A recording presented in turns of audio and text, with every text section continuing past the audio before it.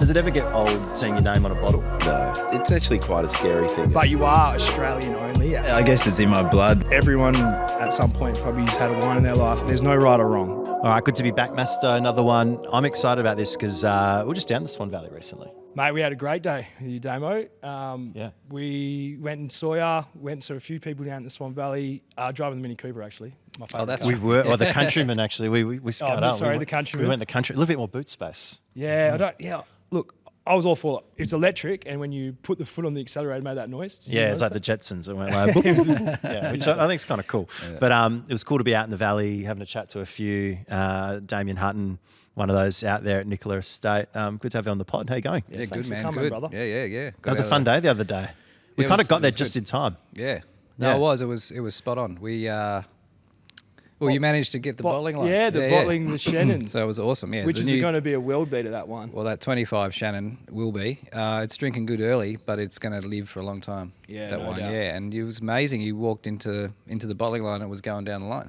So, I just love that we got there and you're like, quick. And he just like charged off. It's coming off the line. Yeah. And you had just caught it because we were just, we'd done it for that whole afternoon prior, and then that was the last bit going down the line that morning. So it was spot on, straight off the line. It was good. What'd you love about it? We got one straight off the line, actually. So we should sort of say Nikola Estate is where you're making your wine now. You have made wines for a bunch of people before. Yeah. But should we just pour this? Because I'm thirsty. I'm getting a bit of a dry mouth. Same. Yeah, so well, it's midday. Start with a bang.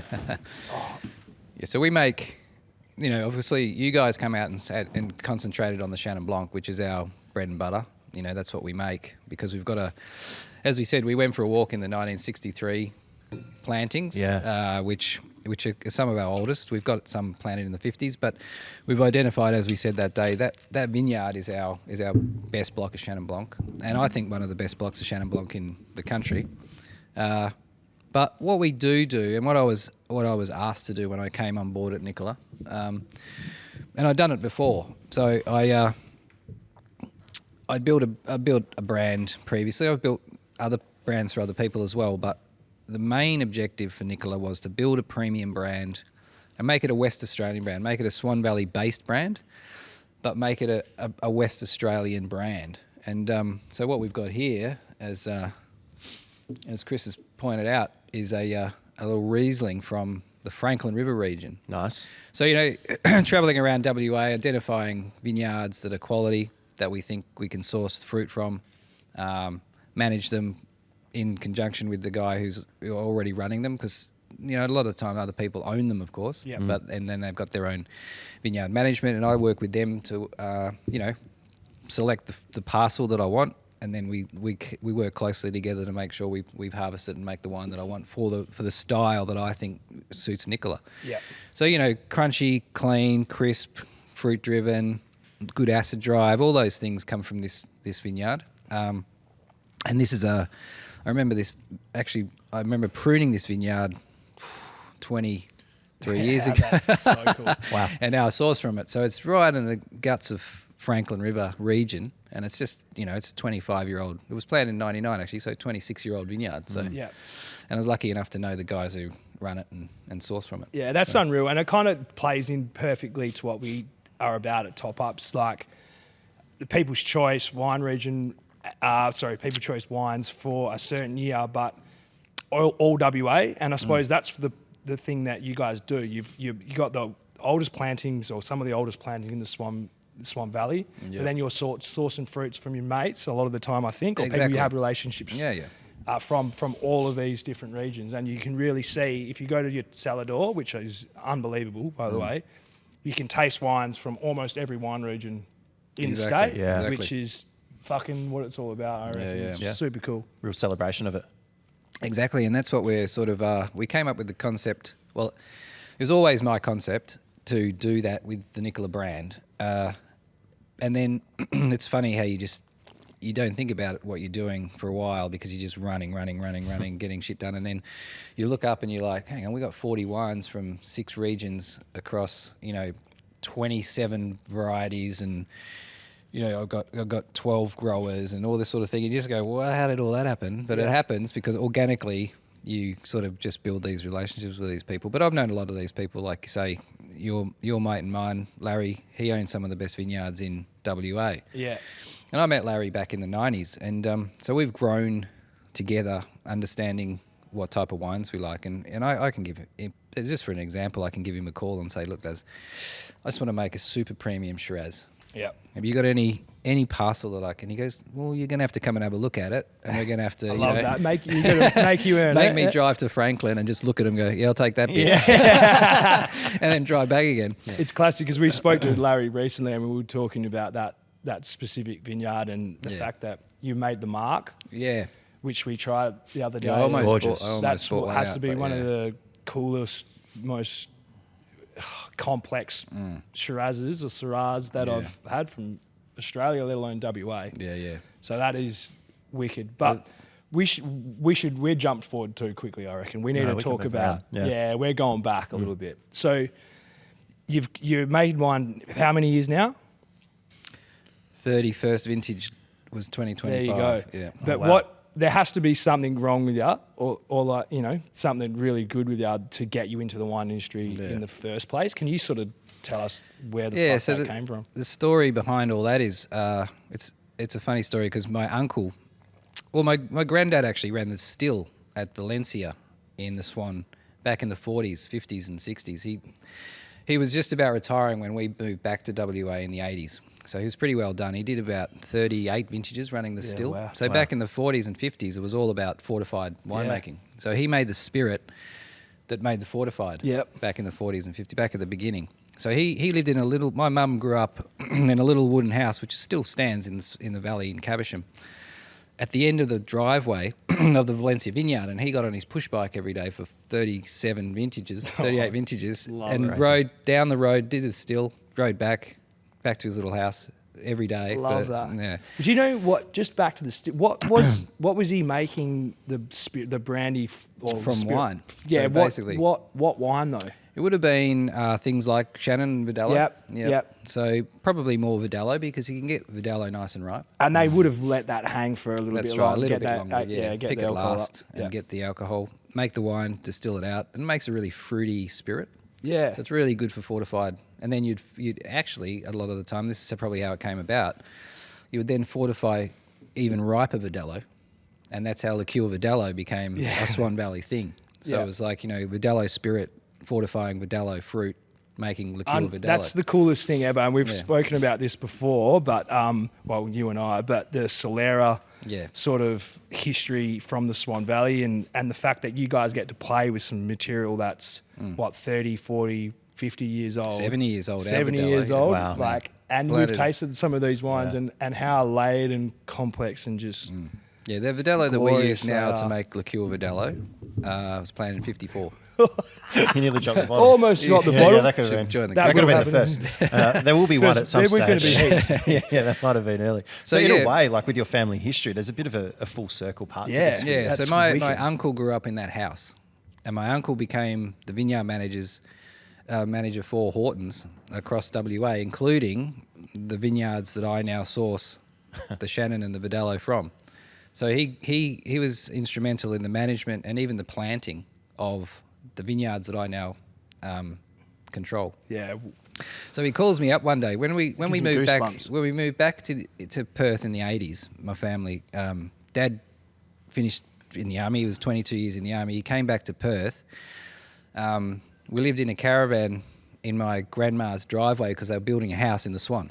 So my uncle had sourced a block for my mum to build a house on to move into, but it took so long that we had to end up living in a bloody caravan in my granddad's house. So we got all the stories from my granddad about him working at Valencia, which is only down the road because we were in Caversham. Anyway, he gives me a call my summer holidays when I was in year 10 at school, and he goes, oh, you want a job? I'm like, yeah, okay, cool. Well, come to my house on Saturday. I've got a job for you. So he's got this palatial bloody lawn in his house in the Swan Valley, and he says to me, take this fork and I want you to pull every single weed out of my lawn. So I'm like, yeah, right here. So he jumps in the car, takes his wife to a long lunch, comes back, and I'm there bloody all day picking out these weeds, right? And I've got he rocks back in 4 o'clock, 4 in the afternoon, whatever. Sun's just about going down, and he sees me with the wheelbarrow. He goes, "Oh, that's all right." I said, "Oh, I've just been putting them around the back," and we walk this wheelbarrow around the back, and there's a pile of weeds like this. And So you did a good job. He goes, "See you at the winery on Monday." That was the test, right? That was the test. Yeah. You're meticulous, relentless even. Yeah. Hardworking. Yeah, that's right. So past that test, met him at the vineyard shed Monday morning, bright and early. And he goes, "Here's your new boss." He was the vineyard, because he was the boss. So he had all the vineyard workers under him. Yeah. I said, "This is Damian. Here's your boss." Boss goes, "Here's a hoe. Now pick out all the weeds in the vineyard." Heard you got a knack for this. Yeah, that's right. So I'm like there picking away all day long, and it's funny because one of the boys in the tractors, because you got tractor, we all meet back in the shed at Smoko, and they're like, "Mate, after about 3 days, you want to slow down a bit, mate, because Yeah, we need more data. yeah, if you run out of work, you got no job left. So just slow down a bit, will you?" I'm getting told to slow down by the other workers because they're just like, Sounds like a just build-up. take it easy. Yeah, that's it. But yeah, so summer holidays in year 10, year 11, then year 12. That's leading up to when you were born, 89. Summer of 89, 90. Great year. Yeah, well, I'm in the vineyard and I take out a few poles. I get the slasher wrapped up in wire. I run into someone's car. Yeah. I like wipe out all Yep. this stuff, break a whole lot of shit. And then the boss from the vineyard comes up to me and goes, "Actually, you know what, mate? I think we'll transfer your skills to the winery." Yeah. So I basically got kicked out of the vineyard for crashing stuff. Yeah. You broke too much shit. Yeah. But that's how you learn, I suppose. Yeah, the best exactly. way is by Yeah. fucking some shit up. I Well, that's the reckon. thing, and this is this is 1990 vintage, which was my first vintage. So they just, back then, you didn't need a license to drive a forklift. Nah. They're like, forklift, and it's the best job in it's the best job in the winery, it's the best job in the world. In the winery, sell a hand, jump on the forklift, tipping bins, washing bins, getting dirty. Mate, You know, that's it was fun. awesome. It was the best. So that was it. That's how I started. Never. But didn't was there stop. before, like when your family, obviously deep history, but at home were they, Sunday roast, so they pulling out a nice bottle of wine? Nothing. Not my family. No. Interesting. No. So I So mean, you just grew up around it, but not actually enjoying the fruits of your Well, labour. it was funny because my dad, like I said, he was in the army, so we actually moved to Victoria, to Melbourne, away from the rest of the family for the first 15 years of my life. We didn't come back to the valley and be involved in the vineyards and stuff until I was like 15, 16 in year 10. Yeah. So that's where it started because, my mum and dad not into wine at all. We'd Crazy. have spumante at Christmas or something. But isn't Yeah. that so refreshing to hear? Because you hear a lot of stories of people in the industry, and they're just around it as a kid and they grew up with it. But this is quite separate, to that. That makes me feel really good because I grew up like no wine. Like maybe mum would have drank a Asti Riccadonna. Yes. I would have drunk. Something sweet and my fizzy. first wine experience was Coolabah Fruity Lexia. Yeah. with orange. You know We what all I mean? drank a bit of that in the The morning. Adelaide Wheel of Goon. Yep. Yeah, so that's refreshing. It made me feel good because like we didn't grow like even from a European background as well, like Slovenian heritage on my dad's side, but all granddad or nono, all he drinks is fucking Merlot, the shittest Merlot ever. I've given him like a couple $100 bottles and he'll didn't open like it it. and he'll be like, nah, that's shit. I want the Jacobs Creek Merlot. Yeah, we're the same. Like our stuff was just again lunch table at Nonna's place. Yeah. Yeah. And it was just stuff that some bloke down the road made because he had a mate somewhere, Yeah. and Yeah. it just Vineyard. came in these 10-litre bottles. Yeah, yeah. Nonna would have it in there. She'd have hers with a bit of lemonade. Yeah, and yeah. that was it, right? Yeah, Like that yeah. was Wasn't that a growing up. thing, bit of Coke at some point? Oh, was there a time during the 80s, everything, 90s, anything, a little bit of Coke in your Yeah. whatever Something the sweet and red wine was? Then it is sweet and fizzy again. Yeah. That's Yeah. what everyone starts on. Unreal. So when you kind of made that transition from hardcore gardener, Fork weeder. yeah, that's Into it. the- And then you're getting into the the winery. winery, Is yeah. that when that world started to open up? Yeah, well, it for was you? funny. It's actually quite interesting that after that vintage, then, of course, I would have been running around like a madman. And industry legend, Peter, everyone calls him Smokey Dawson, he was the boss at the time. It was Smokey Dawson, Paul Lapsley, and they both went on to become the chief, winemaker of Australia for Hardy's. So Hardy's was the building. The building I'm in now used to be Hardy's, and it used to be Horton's. Yeah. It's owned by Hardy's. Smokey went on to become chief winemaker for the whole group across the country. Paul Apsley ended up becoming global winemaker for the company that then bought Hardy's out.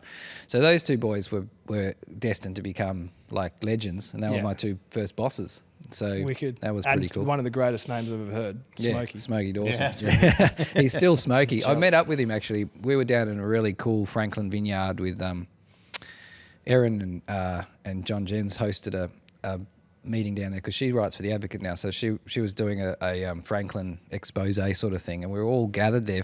Everybody who'd ever made a wine out of this vineyard was invited. So we're all standing around, and bloody Smokey's there, and I'm like, Smokey, how you going? He's like, yeah. And he heard that I'd back in the old shed, and he's just having a chat. How's my boab tree going? Because he planted all this stuff out there in the. That's in the one 80s. between like where between the winery and the shed. Yeah, that's it. So he planted it. Oh, when it was like a little tree. Man, you remember that little section there? You got to, if you have guys are listening, you should and you haven't been to Nikola, go and see it and see that boab tree, but then try all those ones because that's incredible. That's a long time ago. Yeah, that was in the 80s. So, early 80s. He started sort of mid 80s. I got there end of the 80s into the 90s. Yeah. Yeah, so from there, it was funny because they called me up into the office one day at the end of vintage, sort of heading into winter and whatever. And they noticed I wasn't even actually legally allowed to drink yet. I wasn't 18 yet. But I was loving Riesling, like Franklin Riesling. So this is why it was always stuck in my mind. That's rare. Yeah, For well, a yeah, 18-year-old. 17-year-old. Yeah, and they sit me down. They're like, "Oh, now look, we think you're pretty good. We'll fund you to go to uni, and you want to become a winemaker." Wow. Sick. And Was that uni in WA or did you have to go to SA? no, they would have sent me to South Australia at the time, or there's another one in New South Wales that you can do correspondence. Either way, they wanted to fund me, and I think I rabbit in the headlights, freaked out because I'd already enrolled into Murdoch University to do all things commerce. Oh, how boring, Dude, man. so how's this? So I'm already in uni. I'm going to do commerce. And Smokey's like, you're going to be a bean counter. And I'm like, I didn't even know what a bean counter meant at the time because I was 17. I'm like, oh, yeah, okay. Anyway, sort of left there, started uni at Murdoch. 4 weeks in, I'm like rocking up. It's all grunge and whatever. And these dudes in suits with briefcases. And I'm like, man, I can't do this. This is ridiculous. So I left uni and then took pretty much 4 years sabbatical from wine, just travelled Australia, backpacking. Yeah, just backpacking around. That sounds living horrible. in bloody caravan parks and on the beach, and bought a Kingswood and drove around Australia, and half lived in Sydney, half lived in North Queensland. So winters in North Queensland, summers back down in Sydney. Yeah. 6 months off, 6 months on. Working in kitchens as a kitchen hand, then got offered an apprentice chef job and started as apprentice chef, but saw what that was doing to everybody who's a chef. Yeah. And it's like nuts. You had life figured out though. Like, who has that kind of idea to go, ditch the commerce degree and go, I'm gonna go spend my winter somewhere warm, and then I'll head back to Sydney. and have some you fun. have not missed there in That's the gold. life. Yeah, so just experience. picking veggies, picking bananas, picking tomatoes, picking whatever up north. Meeting a few. It's always picking some sort of fruit. Backpackers along the way. Yeah. There's always a whole bunch of international. Yeah, it would have been fun. Yeah, it was really cool. So living up there, living down there, and then eventually drove back to Perth in 95, into 94, into 95. Pretty much the year Pulp Fiction was released. It must have been 95. And then Good little measure of time. rang Paul Apsley, who was still at Hortons, and said, I'm back. I'm back. Can I have a job? He's like, yeah, come on down. Because he always said, you ever come back, we'll give you a job. Yeah. Isn't there something in that, hey? Like you kind of be you, prove yourself, work hard, leave a door open. They know what you can do and what you're about. But you don't have to feel that pressure to do something right at that time. You can go figure stuff out and come back to it, learn a bit of stuff, grow up, do what you got to do. Yeah, and I think it's, it's a good learning curve. You gain a lot of resilience. Yeah. You learn a lot of street sort of nous. You survive. Yeah. You got no Yeah, money. you It got was it. on the dole. Yeah. Just like working and Bits and bobs where it comes up. Yeah, that's right. Yeah. What are there things from that time? I don't know. It might not be front of mind, but things from that time that have helped you now, or like little lessons, you know, from just doing your thing for a while and traveling around it's and keeping it loose that you draw on? Just probably go with the flow. Yeah. But work hard. Work hard. Yeah, you got to. That's the underlying thing there, I suppose. For any industry that you fall in, it's like if you've got a little bit of grunt in you, you've got a little bit of go. You got to work. Yeah. Like you've got to. And You in the have wine to. industry, as You might be good at footy, but if you don't oh work man, hard, there's 1,000 people, you're a buggered. billion people that As are good at something. that's and it. unless you can work hard, and I suppose that's really what the wine industry is, and especially probably in a state like West Australia that is pretty warm. Swan Valley, for instance, where you guys are based, you got to work your whole off in tough conditions. Like the 100%. shit's not easy, Yeah. but We make it look easy, but it's bloody hard. it's not. Hey, Yeah. and I suppose that leads me to my next question. Like, where are you seeing the West Australian wine scene and what you guys are doing in 20 years? Like, it's getting hotter and drier. It was already a pretty hot and dry place anyway. Yeah. So, where do you see it? Well, it's funny going? because some of our old girls, they're like, you know, planted from the 50s, 60s, 70s, 80s. We're finding that they're probably struggling a little bit because they're getting, they're in the sand and they're old and they're falling over a little bit. They're yielding really low and the quality's not great. So what we're doing is we're actually doing a bit of a rejuvenation of the vineyards out in Swan, where we've pulled some old Verdelho out and we've planted Tempranillo. Like grafted, or you've pulled them out ripped it out and replanted. Yeah. Yeah. So we're looking at, funnily enough, we're actually redirecting the direction of the plantings as well. So everything on our property, every single vine practically is north-south facing. And there would have been a reason behind it because I suppose the big old Aussie sprawl, which is what they call not really training your vines at all, covers each side, so the sun wouldn't have penetrated too much. Yeah. But what we're doing now is facing everything east-west, so that when the sun goes from east to west, it is actually over it the whole time. So we're sort of protecting that fruit from either the morning sun, which is nice sun, but the afternoon sun is killer. It's too much. Yeah. So, but we've got things like Tempranillo, Grenache, Fiano, Counoise, Alianico, all these. Really good. I didn't know you had any. We're about to. So Sick. Pinot Blanc as well. Cool. So I've just signed off on the purchase order to buy the sticks. Yeah. And we're going to plant them this year. So they'll be in the ground next month, and then they'll be growing. Where have they? What nursery are they? My Vidi guy sorts us. Yeah, Roger. We don't ask any questions. Yeah, They just fair enough. they turn up. But yeah, so all those varieties that you say them and you go, hang on, that's Spanish, Portuguese, Italian, Well, it makes sense. all that Iberian coast sort of stuff. We're going to see more of that. Just, Yeah, we're gonna just have the way to, stuff's hey? going. 100%. Yeah. Yeah. So that's where we're going. So get ready to drink some more varieties that you can't pronounce. That's right. So that's right. But you know what? Australians are quite good. I reckon if you can give something a nickname, they'll buy it. Yeah, 100%. So, Like and I'll- Montepulciano. Yeah, Monty. Exactly. You know, Riesling's Rizza, but it still doesn't sell, but we drink a lot of it. You know, and things like, well, Fiano is just a nice word. Yeah, You know. Isn't it? everyone loves So, but yeah, to say Tempranillo is just temp. Vermentino. Yeah, Verm. Yeah. You know, it's just like, that's why I reckon Viognier never took off. You can't give it a nickname. Nah, Yeah, Viognier. what did they try? Yeah. Yeah, that's right. Yeah. So, but once I came back to the old shed in 90, I did 90, tail end of 95 into 96 vintage. It was weird. I then had another epiphany and said, and I said to, I didn't know, I still was weirdly, wasn't sure, even though I knew I was good at it and liked it. I liked the work. I said, I'm going to go to Townsville, because I'd been living in North Queensland, and go and do environmental science at Townsville Uni. Okay. So lobbed into Sydney to buy a car to drive to Queensland. My wife was just going to fly up there and see me. This is me trying to escape the wine industry. Get to Sydney. I ended up going out with me mates, getting arrested in jail. Ring my wife from jail. Oh yeah, I'm in jail. She's like, okay, I got let out. She's like, oh yeah. Yeah, whatever. What for? Oh, just trying to break up a fight, and then of course everyone thought I was in the fight, so we all got chucked in the paddy. Too much of a nice guy. Yeah. Well, That's what happened to me on Australia Day 2008 as well. Really? Is that documented? Yeah, it's pretty Yeah, we'll pull that up. Don't get it. yeah. So then that was one thing. Then I'm helping my mate move house from one side of Sydney to the other, in the Kingswood. I'd bought a Kingswood to drive to Townsville. I thought I'd give my mate one because I got a big car. He didn't have a car. Give him a hand. I pull out onto the Muir or either the Princess Highway, and get side like I pulled straight out in front of a car. Wipes my car out completely. Writes their car off completely. Yeah. So then I'm in hospital, like with various injuries or whatever. Ring my wife. Oh, I'm in hospital now. Oh yeah. So you're killing it. Yeah. She's loving you probably. Yeah. Killing it over there.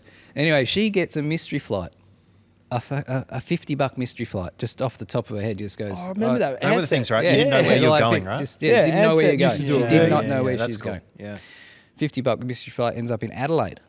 So I'm like, oh yeah. And it happens that her brother, Steve Pannell, worked in Adelaide, running Tintara Winery, which is the sister winery to Hortons.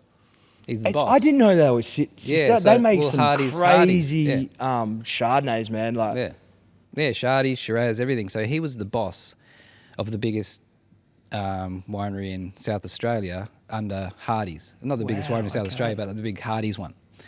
Apart from Berry, of course, which is monstrous. But this was like the sister to Horton. So the premium end of Hardy's was made there. So I'm like, okay, I'll come to see you in Adelaide. And we're staying at his house, Steve's house. Steve was in Italy. His wife was in India.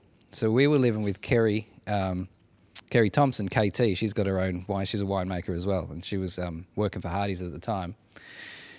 So we're just there, raiding Steve's cellar and living in his house and, watch the bloody 96 grand final in his house there, which was, I think, Crows versus Kangaroos. Watch the Crows win. Yeah. I think. No, 96 was 96. North one. Yeah. Wayne Carey. 97 Adelaide first, wasn't it? Yeah. Yeah, they won back to back. Back to back, 97. Yeah. Yeah. So Darren Jarman. That'll do, Darren. Sorry. So we sat there watching the footy and whatever, and he gets back from Italy, and then, of course, he's like, oh, well, you want a job? I'm like, yeah, okay. Yeah, so right. now I get a job in the winery, vintage 97. You're just falling into this shit well, over and over. But it's chasing you, hey? Nah, Does it feel like that sometimes? Man, does this not sound like that? It's like you're being forced by the universe to like actually. You're making wine. I don't give a shit. The world is telling you, like, no matter what sucked you in, do, Damo, you're fucking going to be a hell good winemaker. Wine is the mafia. Yeah, so that's 97 vintage, epic vintage. Steve Pannell's the boss. His two ICs, Larry Cherubino. That's where I met Larry. So Larry's car was parked he had this shit brown Valiant that was parked in the back of Steve Pannell's house, covered over, and it's like, oh, that's my friend Larry, whatever. So I go down to start vintage in end of 97, only 96 into 97. Meet this guy Larry. Meanwhile, my wife is walking the streets of McLaren Vale, goes into an op shop, meets Larry's wife. Not wife then, not even wife then, just girlfriend. Wow. And they're like chatting away. Oh, I'm getting goosebumps again. This is a bit of universe stuff going on. Yeah. Tommy Brass is going to love this shit. So I get home after the first day of work and my wife's like, oh, I met this really cool chick in the op shop, and then went back to her house and had a joint and all this sort of shit. And it's like, it's Winnie. And I'm like, oh, cool.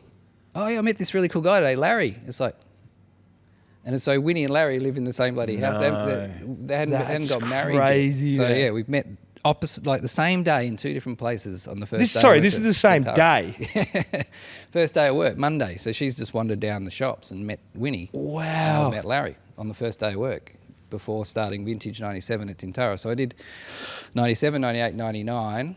Larry did 97, 98 together with me. Fairly decent vintages, because 96 was a belter as well, wasn't it? Yeah. And then 98. Well, 95, 6, 7, 8. Yeah. 98 was the killer. 97 was epic. It was so biggest vintage I think ever done. But 98 was the one over there. Right? Yeah, I remember Steve running around with this Grenache in his hand, just going, taste this, taste this, taste this. Like, reflecting on that now, what made that such a knockout?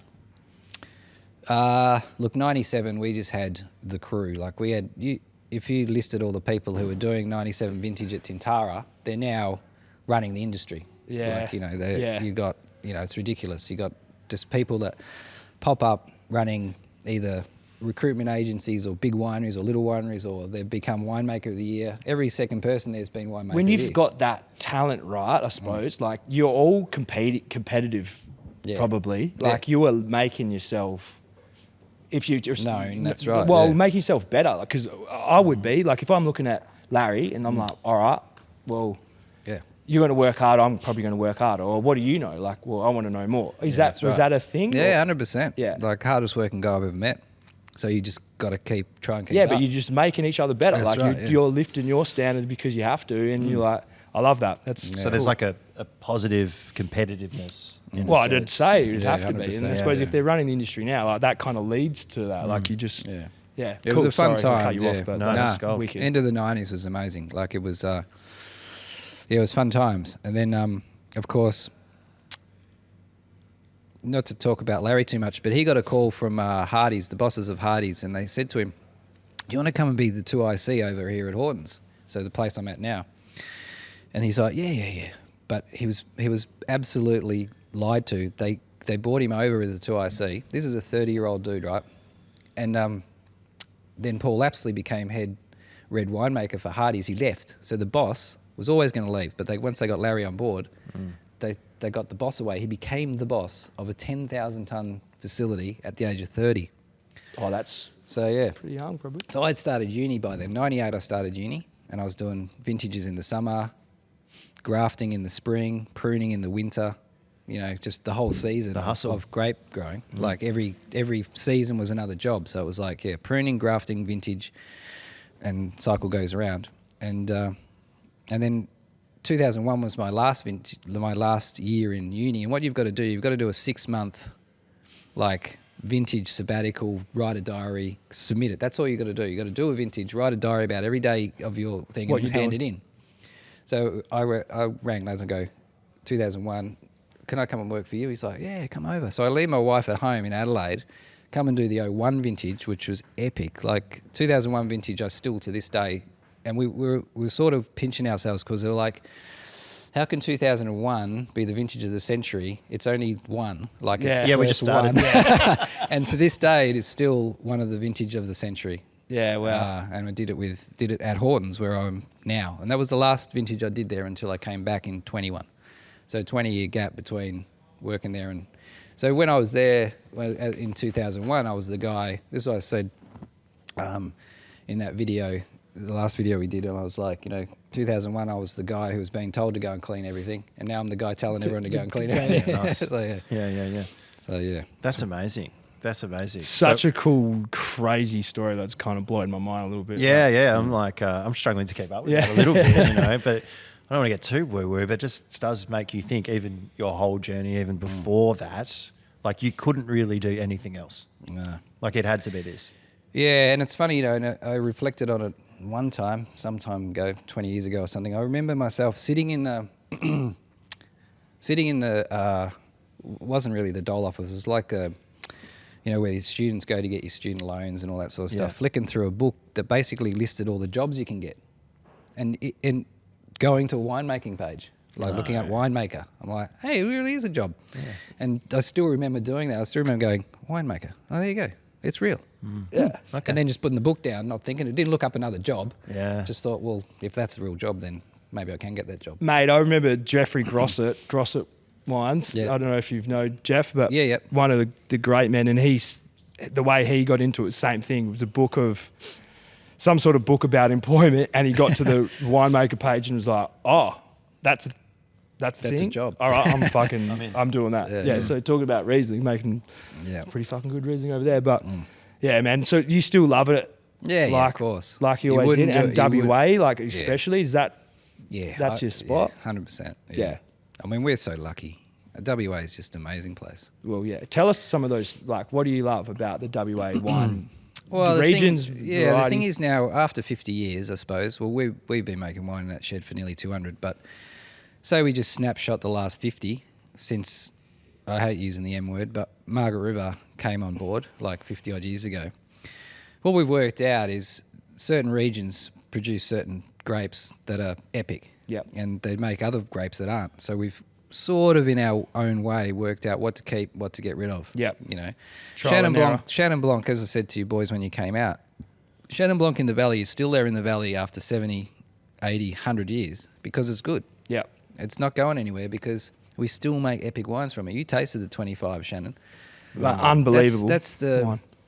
that's the 60 second or some 60th vintage that's been made from that vineyard, and it's always been good. Yeah. You know, it's like the best little vineyard in the region, and so we make keep a lot of white Burgundy off that. Hey, they made a shitload. Yeah. You know, and things like this vineyard in Franklin, this Riesling will be there for as long Forever. as, you know. Yeah. And things like, you know, the Shiraz down there, and, you know, Margaret River Cabernet and Chardonnay, they're so distinctly themselves, but they're so quality. You know, you can make, so to paraphrase one of my ex-colleagues from down in Margs, you know, you can make curio, but you also have to be quality. Yeah. You know, you can make as funky thing as you want, but if it still doesn't taste good. But see, these things are, at the time, they were innovative and they were quirky. Bill Panner was told he's a madman for planting grapes in Margaret River. It's cow country, mate.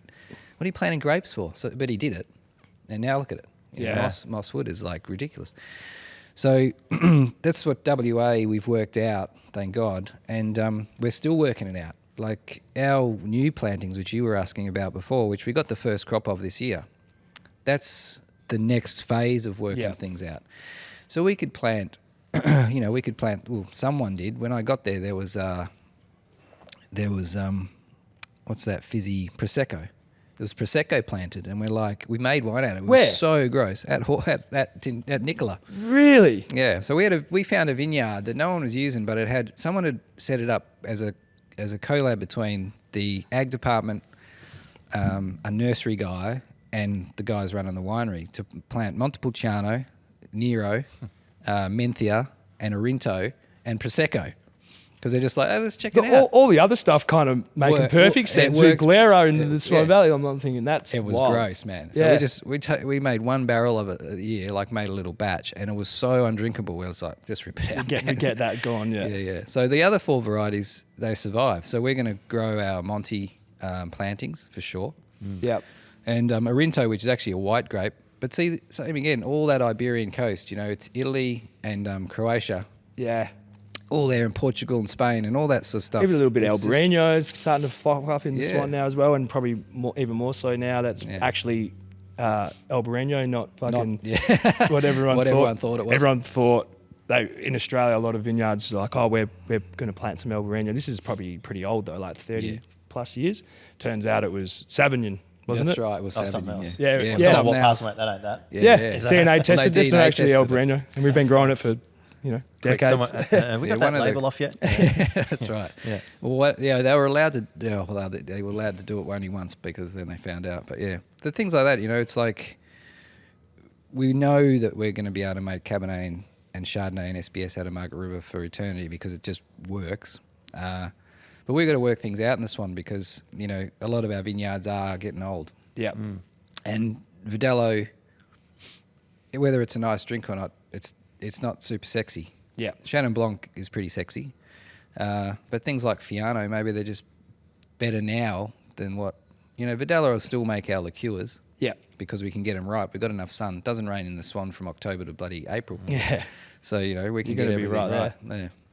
But Is there something you're hanging on to at the cellar at home that will take you back a little bit? Like you just talked about all these experiences and all these vintages. There's probably more than one, right? But is there something really special there that you're looking forward to opening one day at a special occasion that you can't wait to get to? Yeah, there is one big bottle there.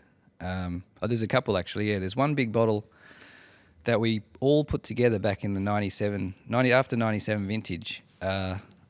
We made these massive double magnums, or more than a double magnum. There's like 6 litres or something in there.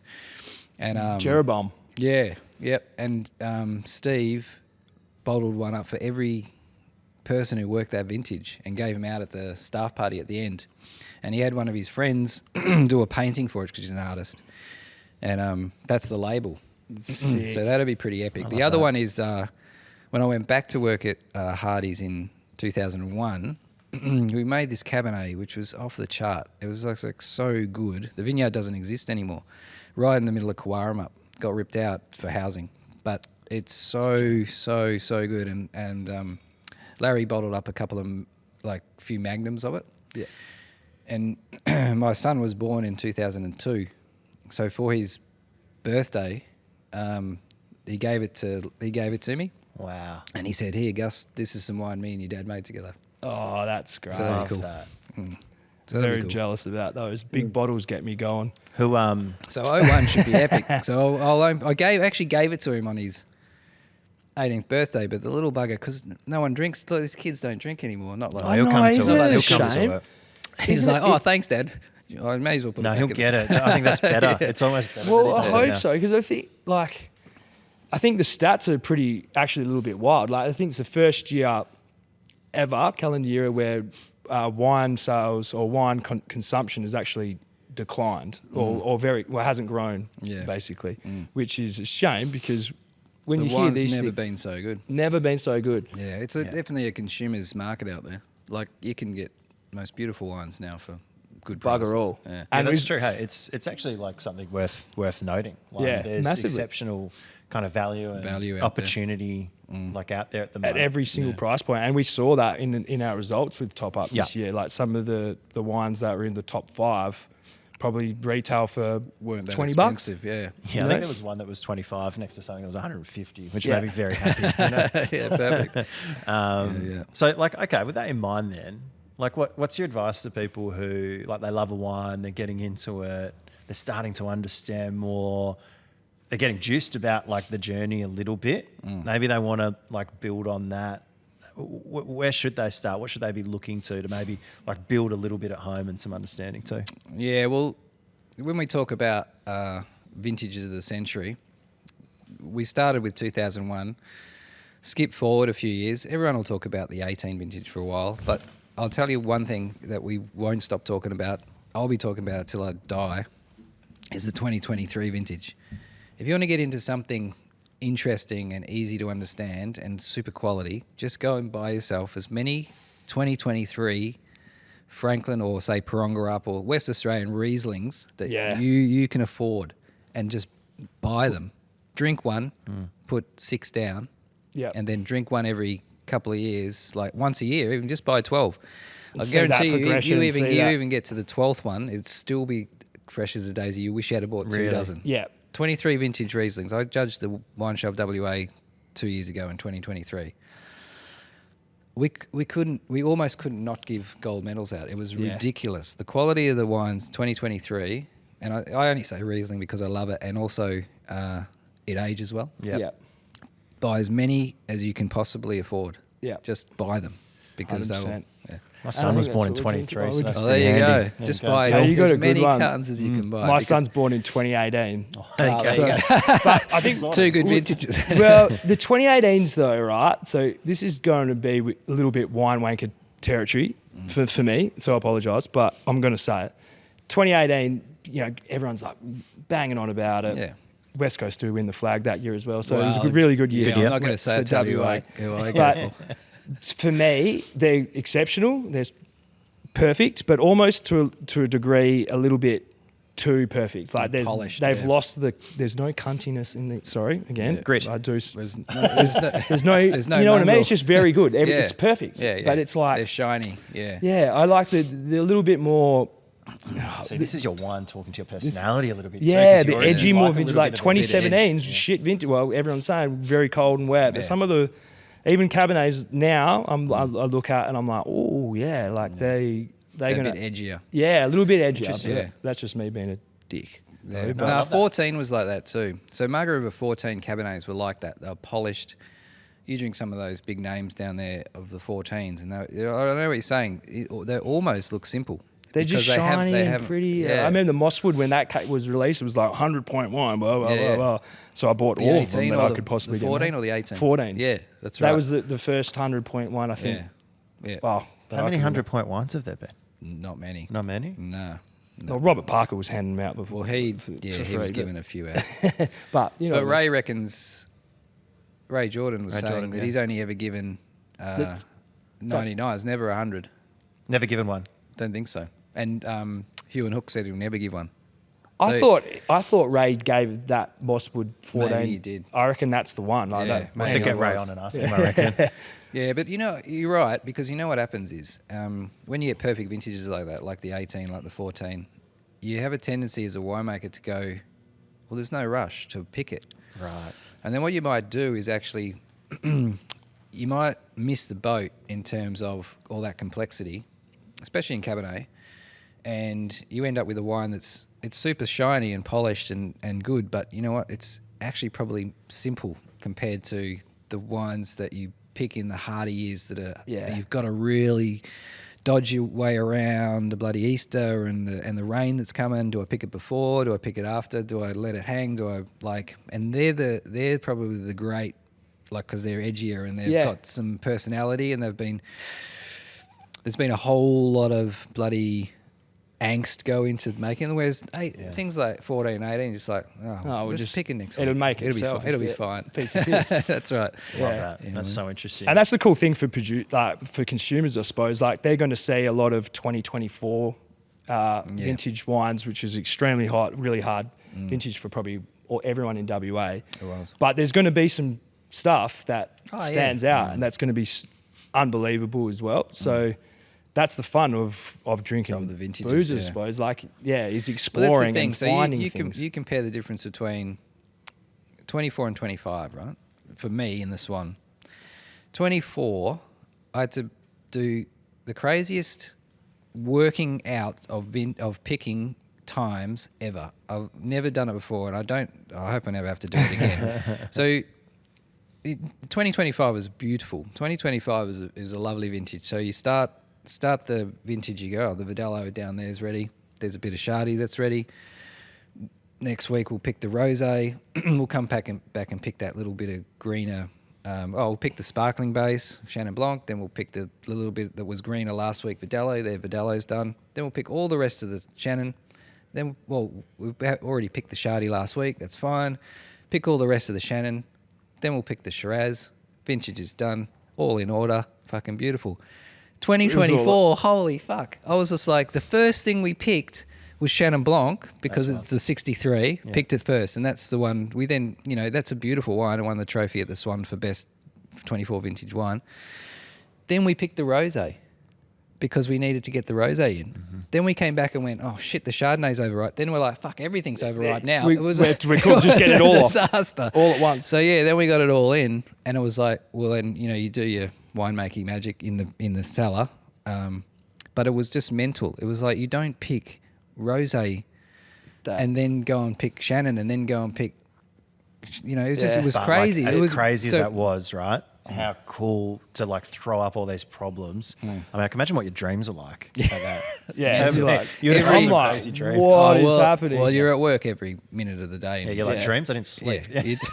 I just like wake up and you're just like, but you do work things out. You're right. That's a funny thing. But at least it was only, vintage wasn't 3 months, it was 2 weeks. It was nuts. You wouldn't want that kind of year on year. But flip side then, right, to 2025, and we tasted your 2025 Chenin actually being bottled, and how incredible that bottle of wine looked literally the second it's being bottled. Like, the flip side to that, and I'm assuming we're going to see a lot of votes for, from the people on this 2025 Chenin, because how good was it? Like, one of the cleanest, most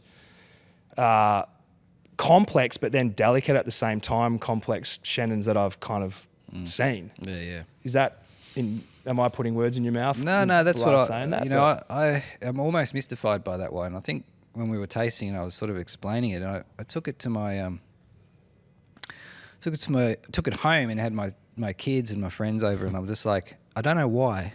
And I said it over and over. I was like sounding like a madman in the end. I was like, I don't even know why this wine is so good. Oh, that's right. No, I had my old chef. So when I worked up in the hills, at the last winery I was at, I did 18 vintages up in Jarrahdale.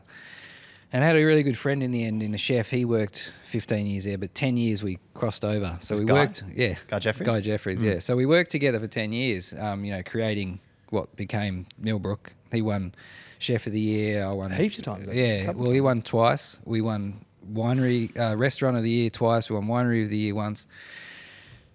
But we always, we'd work a lot of stuff out at the end of the day. He finished his shift, say, 3:30, 4 o'clock, and we'd always have a beer at the back of the restaurant, and we'd be working shit out. Like, we'd work out, he'd be like, oh, we'll get this fish or we'll get this veggies and what's ripe in the vineyard, in the orchard, and blah, blah, blah.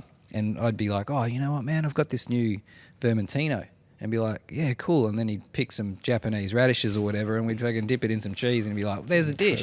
And that's how he did it over a beer at the back of the restaurant. But he came over a couple of weekends ago, and I had the 25 there. I had a bottle in the back fridge, the beer fridge, and I had a bottle in the kitchen fridge. And the kitchen fridge, obviously, just not so cold. Beer fridge, freezing. Yeah. So I went to get the bottle out of the back fridge. I'm like, oh, actually, we'll grab the one from the kitchen because it's the right temperature.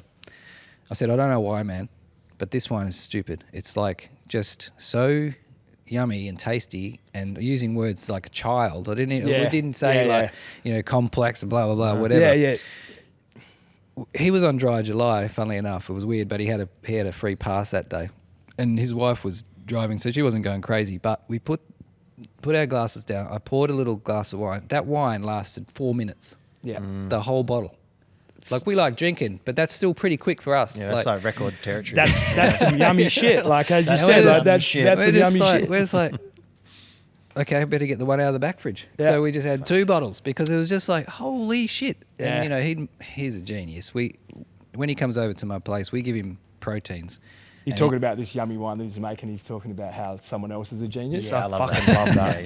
Yeah, so he brings a crayfish and he's like, boiling up whatever, and we're just we thought this would be just be perfect with Chenin Blanc. So he goes to the front garden, he's picking little broad bean, because I got a whole edible garden, and picking peas and making this little mayonnaise, whatever, and we end up with this salad of crayfish and stuff, and it was just. That's why we needed the second bottle, because we'd finished the first one while he was still cooking the meal. So he puts it down, and we then just neck this second bottle. And there's something mysterious about that wine. Eh? Yeah. It's just so alluring. That sounds like the best afternoon of It was a pretty decent afternoon. Can we take out one of those others? Yeah, man. Like, can we get Let's an know invite that for we the can get next some. time He's good, that man. happens? Like, It's good when you know a guy you can take protein to, and he's just going to make lunch. and the other way around, like, right? So Yeah, I do they've always lots. got the I sell wine, yeah. lots of wine pairing or things, but it's always wines that you're pairing to food. He's like doing it the other Reverse way around. It's like, engineering, I've got this yummy ass fucking epic fucking wine. Oh, okay, sick. I'll make this. Yeah. Yeah, that's right. Love it. Hey, thanks so much, Damo. I reckon we get you back. Maybe we get you back with Larry as well. You guys can. Maybe I'll just come live with you for like a couple years, man. Just like, we'll just hang But I mean, out. that's the story, right? Like, I love it. It's kind of all about people going with the flow a little bit, and and it finds you. It's an amazing story of kind of where it's got to here, and so good to hear a few of those yarns today. So thanks so much. Yeah, man, No I worries. appreciate your time and the stories just then. Like, that was really fun for me, and hopefully the guys that listen to this enjoy it as well. But you are a weapon, so thank you Thanks, so man. much. You got man. the goosies. Yeah. I do, but multiple times. Tommy Brass, such shit. Love it. Nice. No, good to see you guys.